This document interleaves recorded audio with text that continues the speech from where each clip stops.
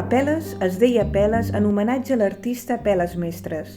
Quan va néixer, els pares ja tenien la vida feta i el van deixar al seu poble, al Matret, al Segrià, on durant una colla d'anys el cuidaria una dida, i on mentre jugava escoltava com la gent gran, al carrer, parlava d'una forma d'entendre la vida, que seria també la d'Apel·les.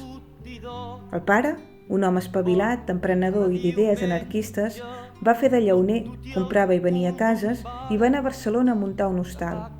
Quan Apel·les, ja més gran, li va dir que no volia continuar el seu negoci sinó fer d'escultor, el pare va tenir una decepció tan gran que van tallar la relació.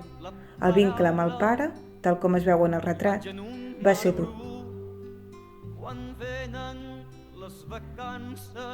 Amb la mare és amb qui tenia més bona relació, qui l'entenia i l'acompanyava i procurava que tot li anés bé.